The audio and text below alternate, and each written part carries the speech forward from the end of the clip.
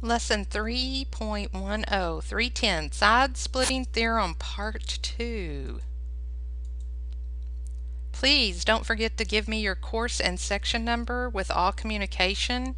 Helps me help you faster.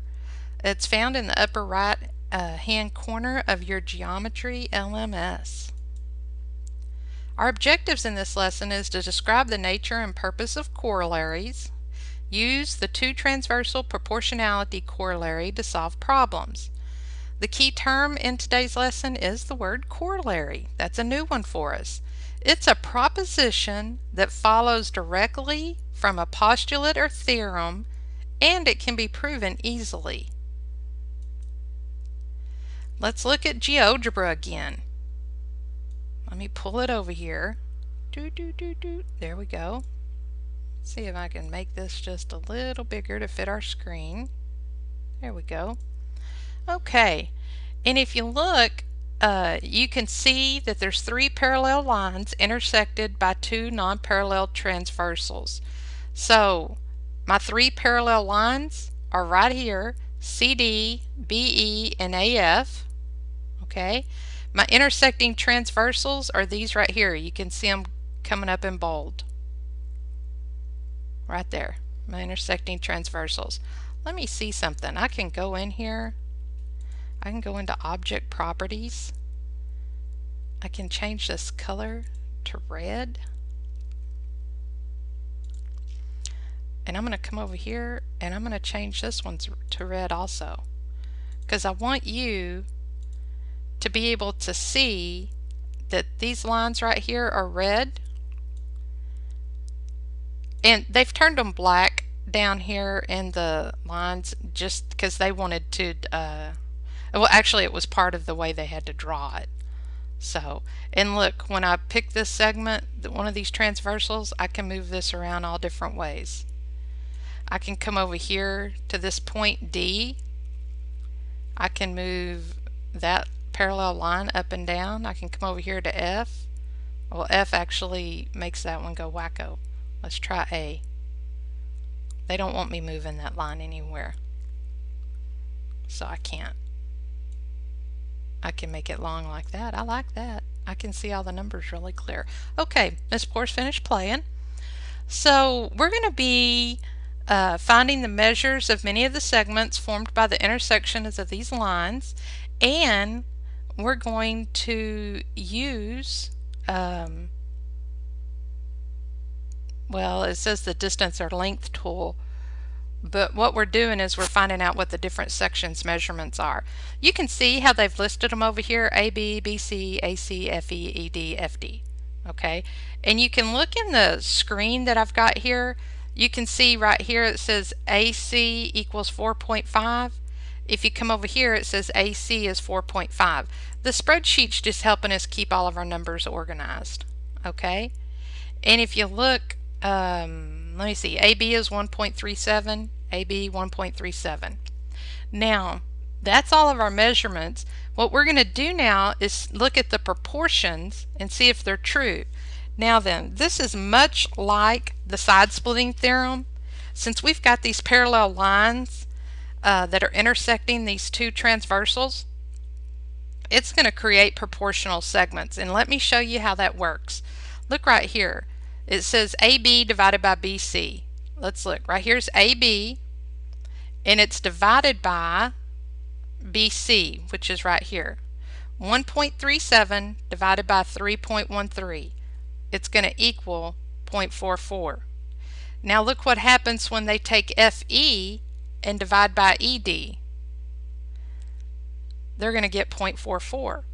And that right there shows that we have equal proportions. So if we were to set that up, I wish I could write with my pen on this screen, but it's not going to let me, because I'd write that proportion up there for you. You know where I can write it? Well, no, it'll make my screen pop off, I think. I'm not sure. I will see. I will see if this will work. Yeah. Oh, goodness gracious. I didn't have my pen turned on. Let's look right here.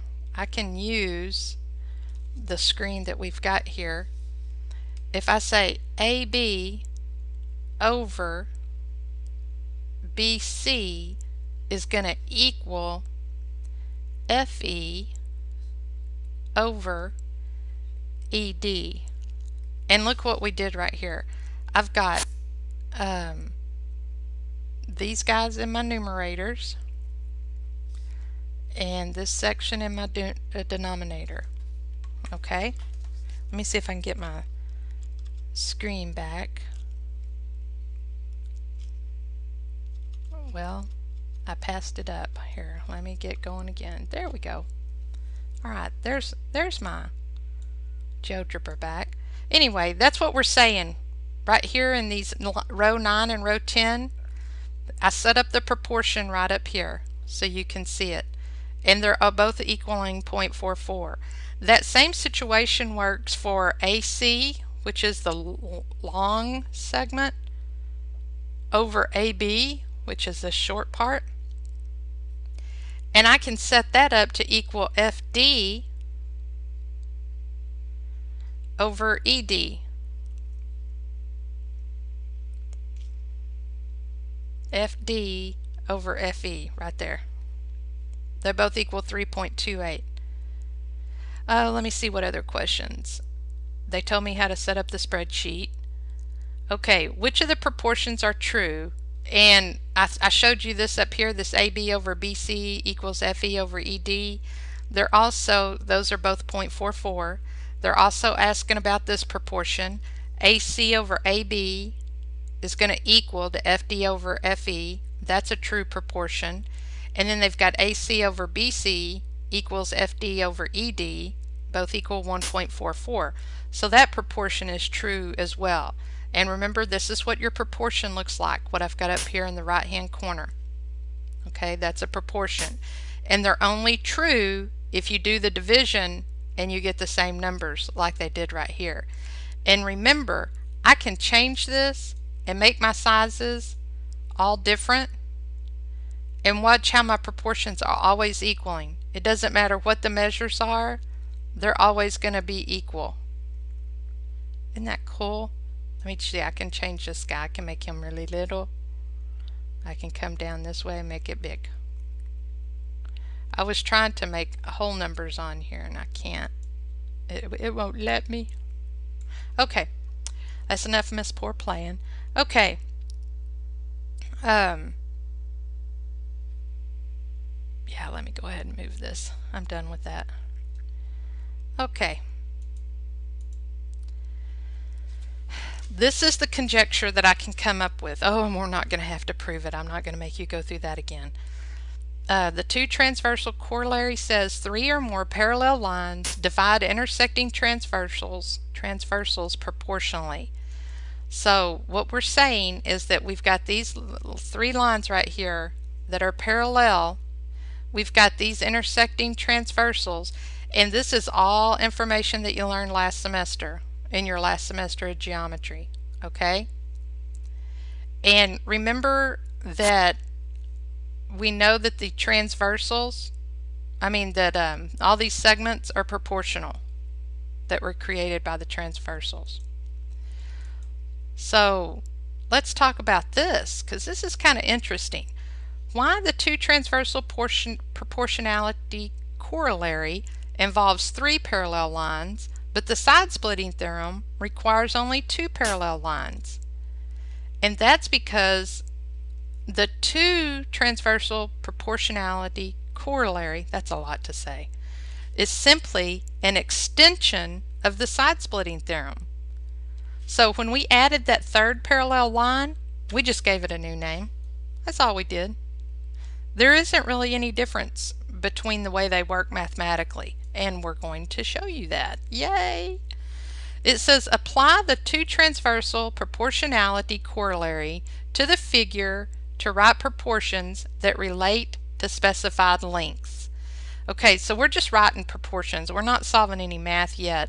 But look here, in part A, they're saying write proportion for RP, PZ, XV, and TX. So we can do that. There we go. See how we took Let me get my pen, but whoa! I didn't tell you to change, you stinker. Okay, this is what they did. They used RP for their numerator. They used PZ for their denominator. They used TX for their numerator and VX for their denominator. So what they did this time was they took the small segment over the large segment and set it up equal to the other small segment over the other large segment. Okay? See how everybody corresponds not only in the figure, but they correspond in the proportion as well. That's very important that that happened that way. Okay, in this next proportion they want us to use ZP, VX, VT, and ZR. And this is what we get. So let's kind of write this out. They said ZP, so this is the numerator, and ZR, which is, I'm going to have to write my little bracket. That whole thing is the denominator. So here's VX is the numerator, and then they're putting VT, it's a lot easier to write this direction, as the denominator. So remember, there's different ways that you can write up your proportions, just as long as they correspond in your proportion, just like they correspond in your figure. This one says find x, which is the same length as NO. Whew, where's NO? Oh, okay, x is NO. Wow. Okay, we're finding the length of this segment right here. Okay, let's look. This picture's all squashy. Let me see what I'm going to do here. Okay, I'm going to put these little bitty segments in the numerator. I'm going to put these larger segments in the denominator. Okay, so ON over PQ equals NS over QR. So I have ON is X, PQ,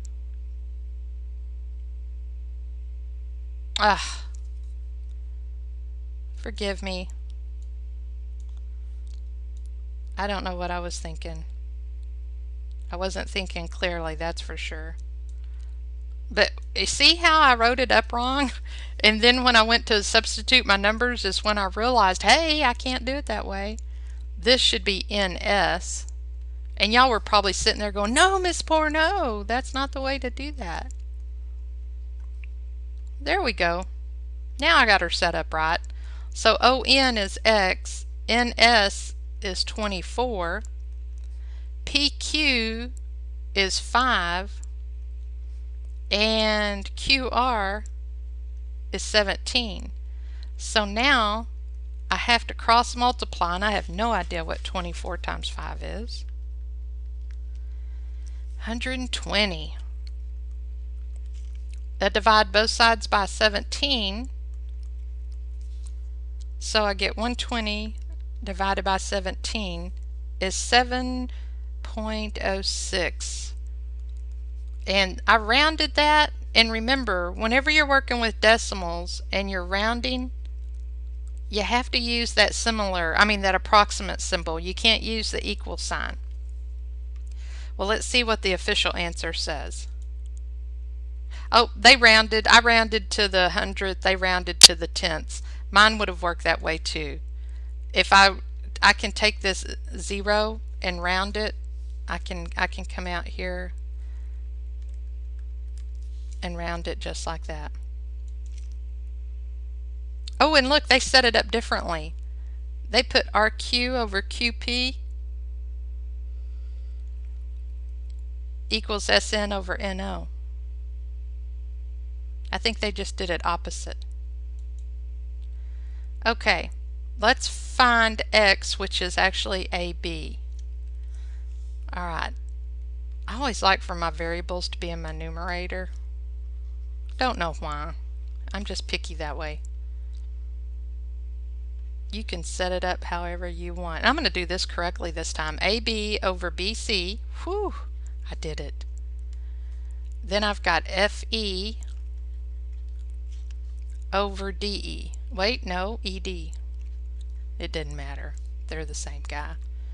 Okay, AB is X, BC is 18, FE is 50, DE is 21, or ED is 21. I'm going to cross multiply. Holy cow, I don't know what 18 times 50 is. Let's check it out. 900. That's a big number. So I'm going to divide 900 by 21. And I bet that's going to give me another decimal. Oh, it sure is. So that means X is approximately 42.9. There we go. Yay, I got it right. I did set it up different than they did though, but I got the same answer. And that just goes to show you, you can get to the same end with a different beginning. Oh, look at this one. I gave y'all the answer down here. I didn't work it out. Well, let me work it out the way they did. FG, but I want to go ahead and go through all the steps with you just to make sure you understand, because this one, instead of using X, they just use JK. So FG is 8. Oh, look right here. They used FH in their denominator. So that's 8 plus 4. JK, we don't know. That's what we're looking for. And JL, oh, look, they gave me the big measure right here. So that gives me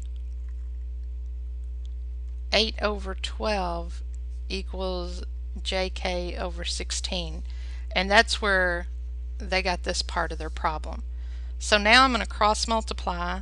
8 times 16 is 128. And then I'm going to have 12 times JK. I'm going to divide both sides by 12. So 128 divided by 12 is going to give me 10.7. And that is approximately what JK equals. And you can see that's the answer they got down there too. I just wanted to make sure that you knew where that 12 came from, because you don't see it anywhere in the figure. Okay, to summarize this lesson, according to the two-transversal proportionality corollary, 3 or more parallel lines divide 2 intersecting transversals proportionally. Be sure to read through the LMS lesson. I know there's extra stuff in there than what I did in this video. Be sure to go through the lesson and the reference guide.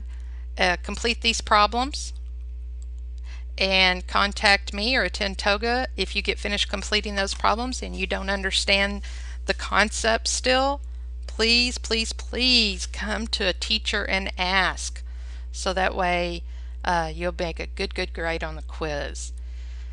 Alright, that's it with lesson 3.10. Thanks for listening.